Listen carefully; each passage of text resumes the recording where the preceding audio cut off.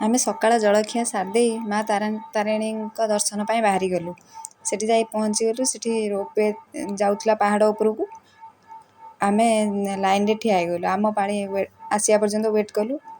Finally ଆମ ପାଳି ଆସିଯାଇଛି। ଆମେ ଯାଇକି ସେଥିରେ ବସିଗଲୁ। ବସିଗଲା ପରେ ପହଞ୍ଚିଗଲୁ ଯାଇକିରି। ଏଇଟା ତାରାତାରିଣୀ ମନ୍ଦିର। ଏଇଟା ମନ୍ଦିରର ଭିତର ଭିଉ ଦେଖିପାରିବେ, କେତେ ସୁନ୍ଦର କାରୁକାର୍ଯ୍ୟରେ ପରିପୂର୍ଣ୍ଣ। ଏଇଟା ବାହାର ଭିଉ, ମନ୍ଦିରର ବାହାରେ ଏଇସବୁ ବାଉଣ୍ଡ୍ରି ବଢ଼ିଆ ସୁନ୍ଦର ହେଇଛି। ମୁଁ ସେଠି ଟିକେ ଫଟୋ ଭିଡ଼ିଓ କରିଦେଲି।